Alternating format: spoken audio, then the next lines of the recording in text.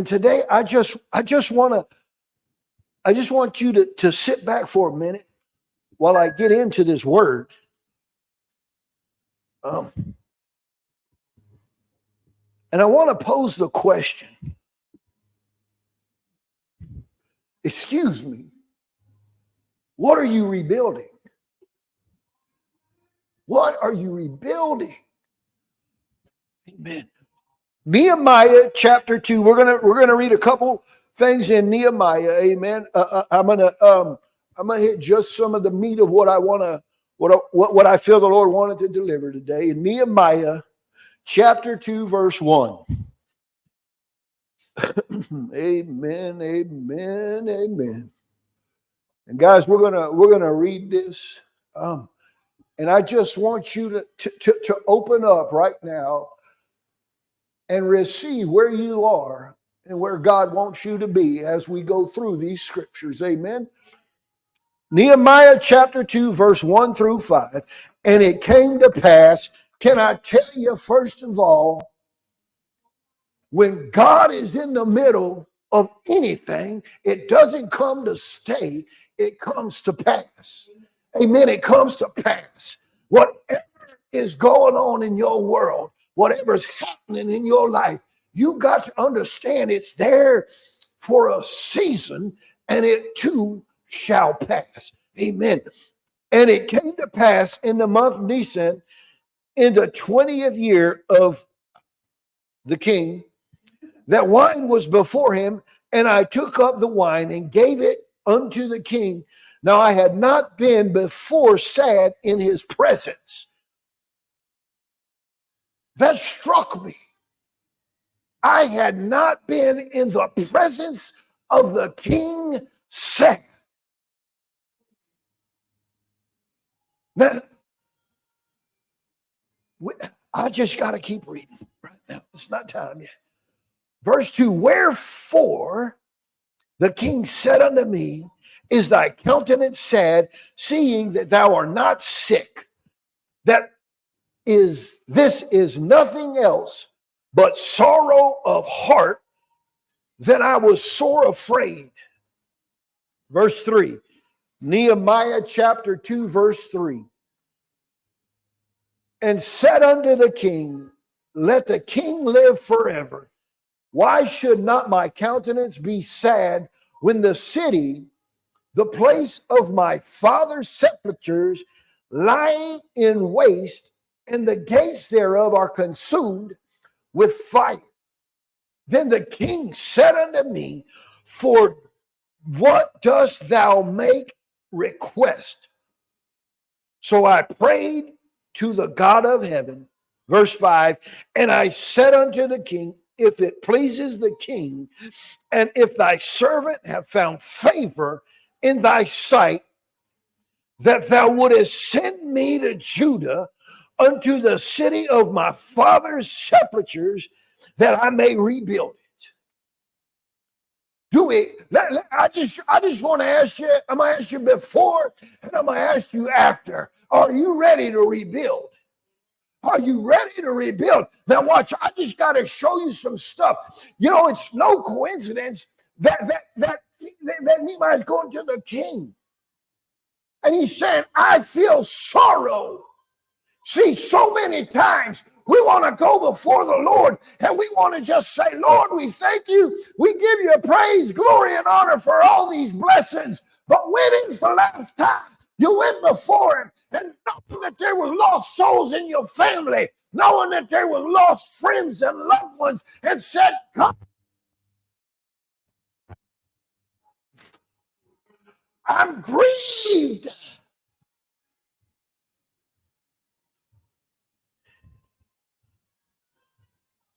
The place you built has been torn down and is destroyed. And somebody has to step up and begin the process of rebuilding.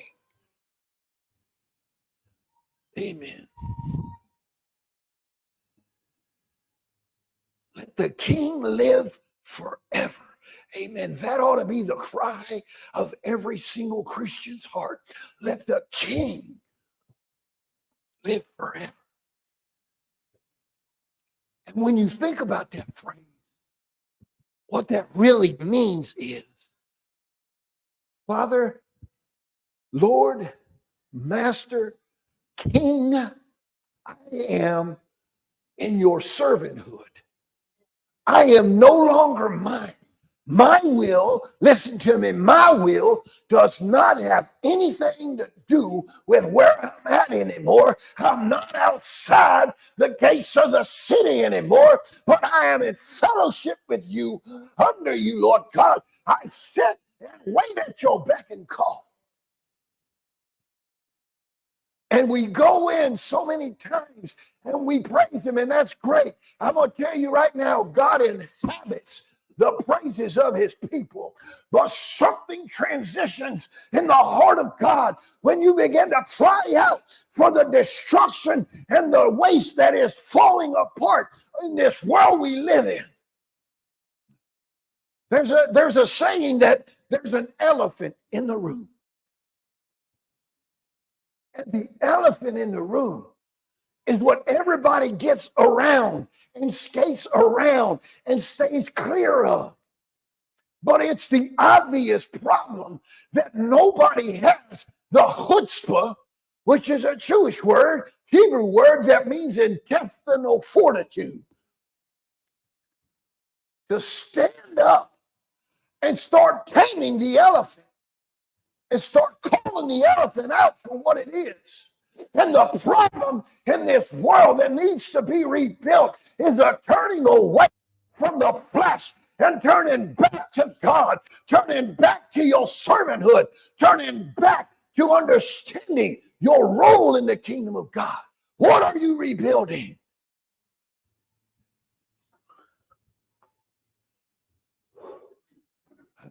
Yes, Lord, I'll keep reading. We're going to go to Nehemiah chapter 4, verse 7. Guys, I'm not here to browbeat you, to beat you up, and to knock you down. I'm going to tell you right now, I might be giving you the meat of the word right now, causing you to grow, but just hold on because dessert's on the way, baby. Nehemiah chapter 4, verse 7 and 8 is what I'm going to read. But it came to pass, amen, it never comes to stay. It came to pass that when Sanballat and Tobiah and the Arabians and the Ammonites and the Ashdodites heard that the walls of Jerusalem were made up, that breaches began to be stopped, then they were very wroth and conspired, all of them together, to come to fight against Jerusalem and to hinder it. See, folks, can I just share with you one thing? See, when you get to the perception that it's time to rebuild, you got to first start within your own house. I'm telling you, church, begin in your own vessel. Let your vessel become holy to God. Begin to follow his leading. Are you going to stumble? Yes. But the word of God says, righteous man falls 7 times, but gets back up 8, which is to say, you might have made a mess of your life yesterday, but God wants to give you a message for today from that mistake.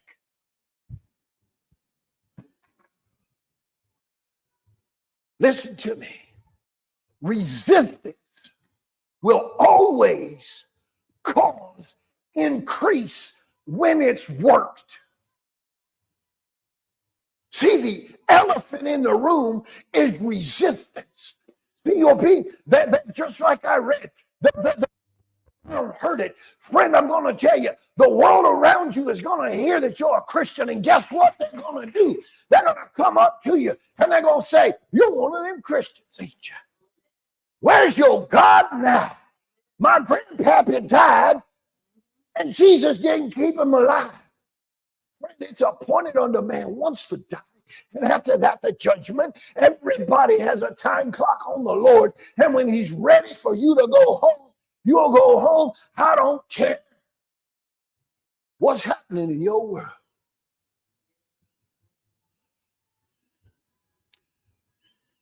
See, friends, you're going to face opposition. My wife will tell you right now, when you come at me, you better, because I'm coming back at you. You can knock me down. You can insult me. You can do what you want to do, but I'm going to pray for you. See, I'm going to take my weapons of warfare into the heavens where they belong. See, I'm not going to fight you on your ground, because I know this, that you're a soul in need of salvation, that you need a Lord and Savior, that you need a King. And it's my obligation to my Lord and King to be used by him in all situations to produce fruit for him without my personal feelings.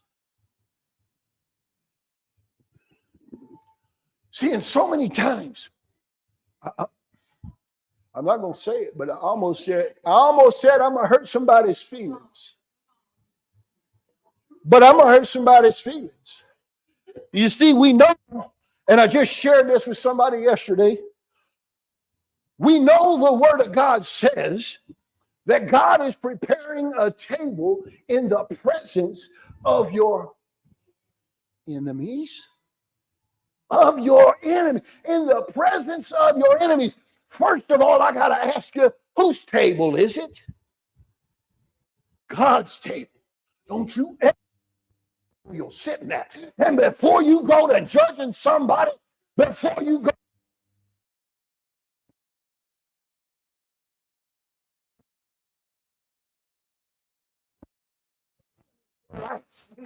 I mean, come on, somebody. You got to understand, when I come to a table, I don't care.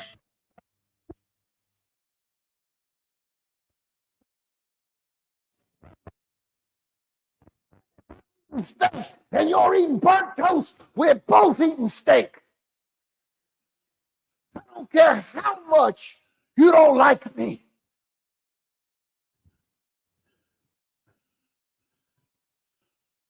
I'm going to give you some steak and you're going to give me burnt toast, because I like burnt toast, by the way. I like burnt hot dogs.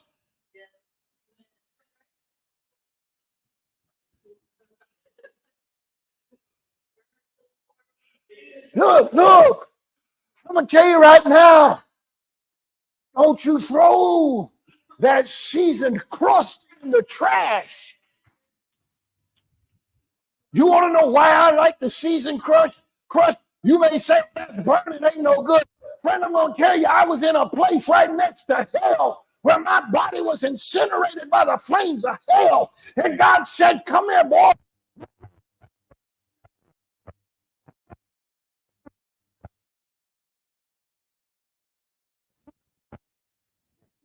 From that.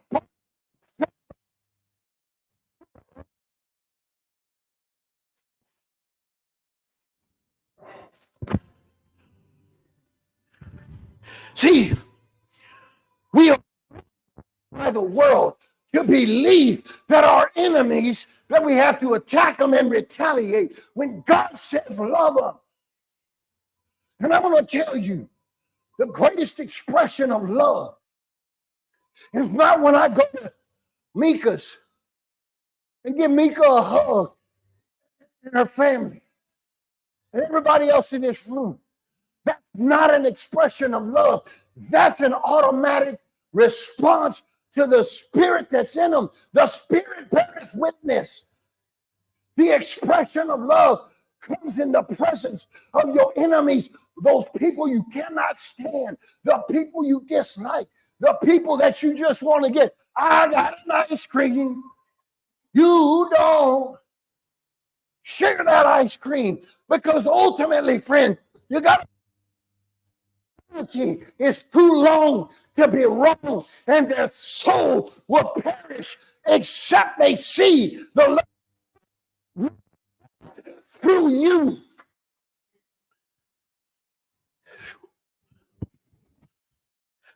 My goodness. so many times,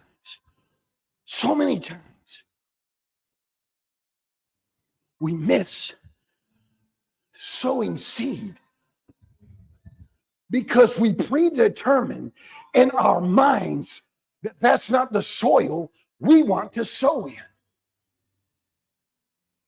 When God says, I'll sort it out. I'll sort it out. You sow when it grows, I'll sort it out. You sow when it begins to grow. If it needs pruning, I prune it. If it needs cut back and cast away, I'll take care of it. Sow your seed. Begin to sow seed into people's lives.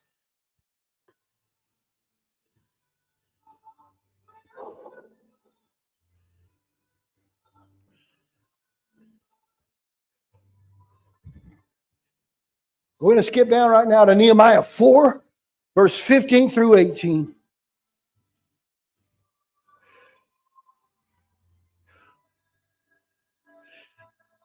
And it came to pass when our enemies heard that it was God, when our enemies heard that it was known unto us, and God had brought their counsel to naught, that we were returned of all of us the wall, everyone unto his work. Verse 16, and it came to pass from that time forth that the half of the servants wrought in work, the other half of them had both spears and shields and bow and habergeons, and the rulers were behind all the houses of Judah. Verse 17, they which built on the wall. Can you just repeat that for a minute? They that built on the wall. Amen. And they were their bare burdens with those that laid him. Everyone with one of his hands wrought in the work, and the other held a weapon. For the builders, everyone had his sword girded by his side, and so builded. And they that sounded the trumpet was by me. Amen. See, let me show you something. I'm not going to get there. I'm not going to read there. But that trumpet was an alarm to the rest of the nation, that when you hear that trumpet sound, you come running because a battle is going on. There's something happening that we need your help for. Now watch this, folks. It's no coincidence that they use the word sword. Every one of them had their sword, had a weapon. Amen. What is the weapon of your warfare but prayer? What is the sword you carry but the word of God? Friend, I'm going to tell you, it's time we armor up the word of God and pray. And there are times, yes, where we need to come together and hear the trumpet sound, that we war together, that we labor together, that while we're working, one hand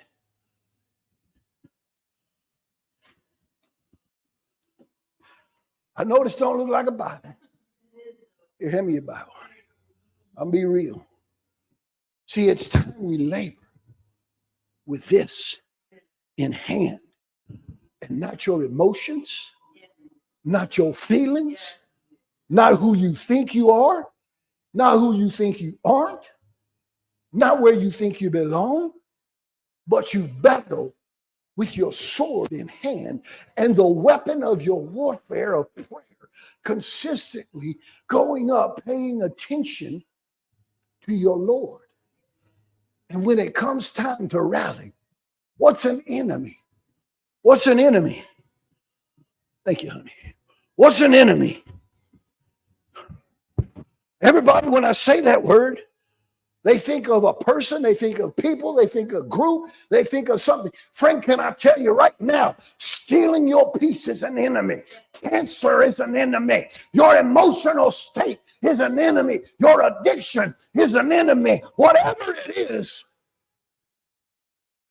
is displeasing to God is an enemy. And it's time that you grab, amen, your sword. It's time you grab the weapon of your warfare and you're ready.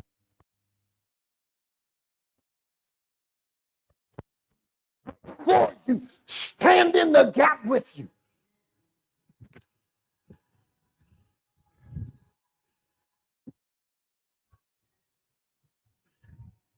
Pride is what will stop you from using your sword. Pride is what will stop you from prayer. Pride is what will hinder your growth. Whereas exercising, strengthening resistance will strengthen it. Come here, honey.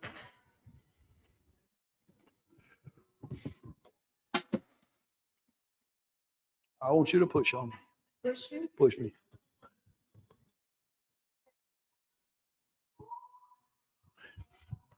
Now I want you to push on me.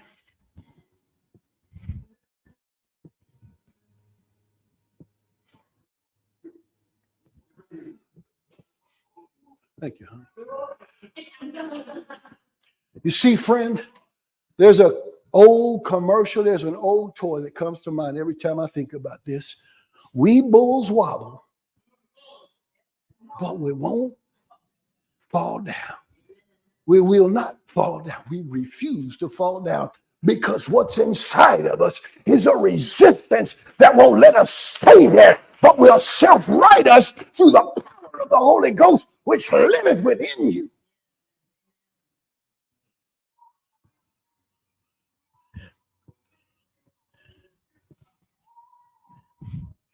And when you can grab that idea that that sword is fighting for you, and that weapon of prayer is fighting for you, it will increase in you. And that resistance that's coming against you will begin to not push you away, but rather build your strength, build your endurance, will give something inside of you that says, though he slay me, yet will I trust in him. See, because my mind is not set on earthly things, but the things above. I'm only in this world for a few short more years, and I'm going to tell you, this world will pass away. Jesus will come for his bride. You will stand before God. And friend, I'm going to tell you, that's where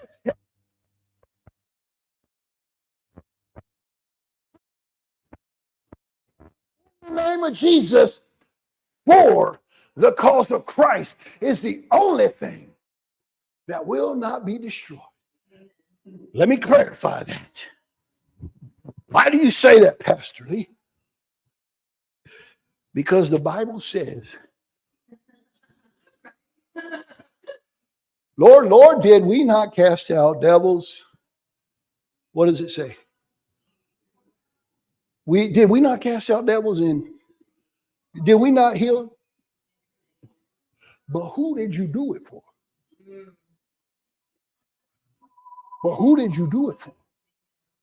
See, you did all those things in my name because there's a standard, the law that I put into effect that says Jesus has the name above every name, and every knee shall bow and every tongue confess. And friend, doesn't matter when you use that name, it's like a law of gravity. It happens. But it's when you understand that you are no longer doing it for your pride, for your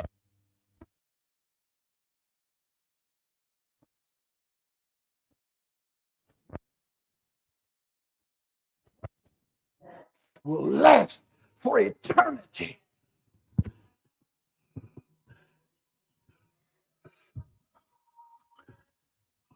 All right, that's my introduction. Y'all ready for me to preach? See, folks, we're faced with a decision every day. Because here's what's going to happen ultimately. I'm telling you, I love y'all. And I just want you to know you can. You can keep building. You can keep praying. You can keep reading your word and growing. And I want you to know you just call Pastor Lee with a little rally call. And I'm going to come by your side. And I'm going to sit there with you. And we're going to hold hands. And we're going to hug. And we're going to war together.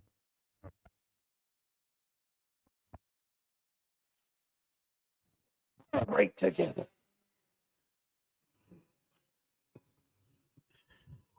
Let me just bring it down into reality, and then what happens when you build a new house? When you move into a new place? Shamika, we were just talking about that. What do you do? What do? You have a house warming. Come on. Look, I'm sorry, I just put her on the spot. So. See, you have when the construction is complete, you have a housewarming party. Pastor Lee, what does that mean to me? That means, friend, you're under construction. You're being built. But can I tell you, there's coming a housewarming party like you ain't never seen. There's coming a housewarming party that is out of this world. That, friend, you got to be in the discipleship process, the growing process. You got to be in the battlefield, setting forth to do the work of the Lord.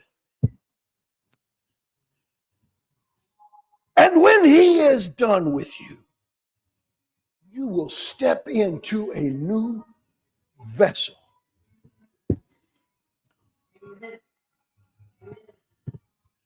Pastor Lee, you just get out there. Yeah, I do. Look, I'm going to preach hard. I'm going to give you more resistance than you ever thought you could handle. Because you're going to grow around me. You're going to be used around me. I'm going to tell you that's why street angels. That's why they asked me to help them out. And look, friends, if I'm only able to bat my eyelashes, I'm going to bat my eyelashes for Jesus. You hear me? You can roll me out on a cot in the middle of August, 150 million billion degrees. I want to be right there next to the street angels passing out food because you see my eyes blinking, but what you don't see is my mind praying.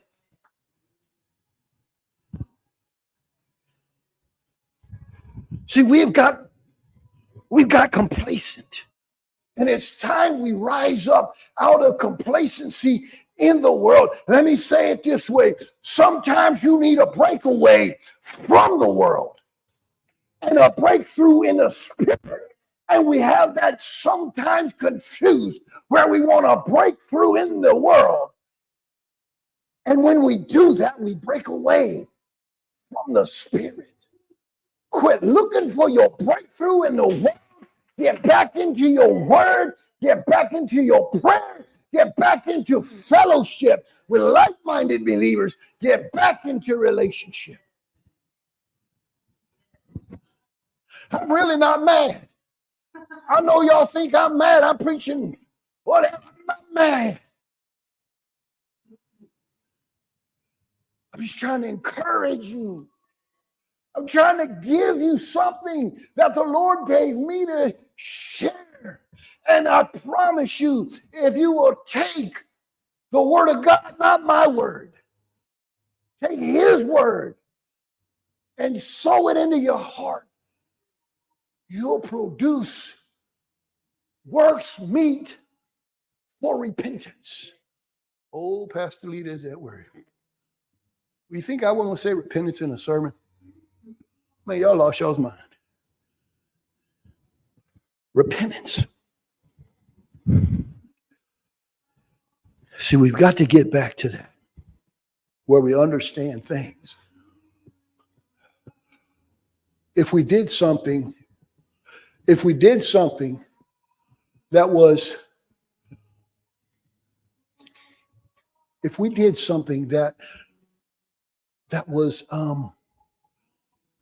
that the law said, hey, we don't like that. That ain't right.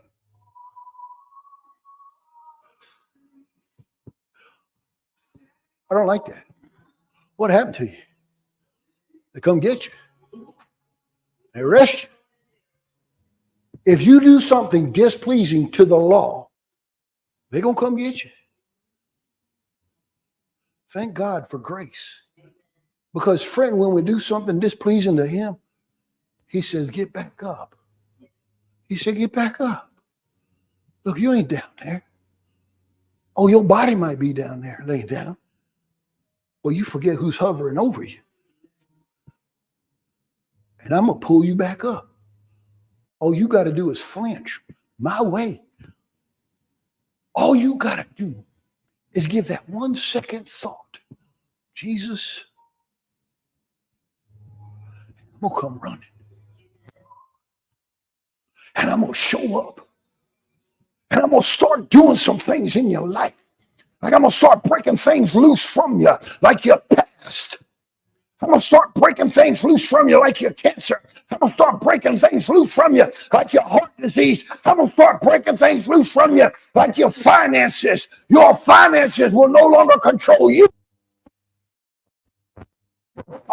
This world will no longer control you. You will control the atmosphere because of what I do inside of you. Now, I want to be an influencer, amen. I want to be a rebuilder, amen. What are you rebuilding today? What are you rebuilding? Are you rebuilding your relationship with the God who knew you before he formed you in the belly of your mom? Are you rebuilding what is needed to restore your life?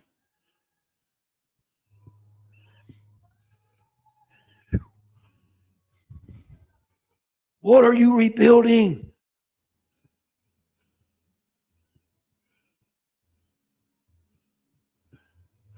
And the next question is, I'm just going to make the statement.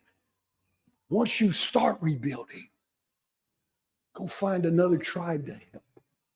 If you read in that story of Nehemiah, they worked together. Different tribes worked together with one common purpose, with one common goal, and that was to restore who God said he was. And friend, I love you. And I want you to know you have no clue. If you want me to go to battle with you, you better just hold on, because we going to war, friend. Jesus will stick next to you closer than a brother, but right next to him is going to be me. And I'm going to tell you this, he's going to come one day on a white horse. He's going to come one day on a white horse, just come out of the sky on a white horse. And friend, I'm going to tell you, I got shotgun dibs on that horse, baby. I'm going to be so close to Jesus, when it comes back, he's going to have to turn around and say, get on your own horse, fool.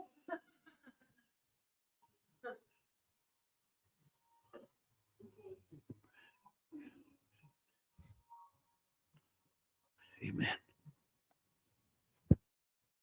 What are you rebuilding today? What are you rebuilding today? What is it you're rebuilding?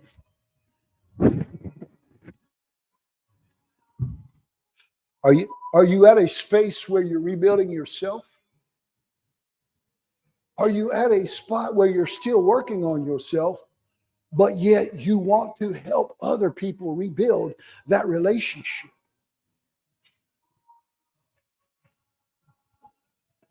What are you rebuilding? Are you helping the cause? The cause of Christ. What are you rebuilding? What are you rebuilding? I plead with you.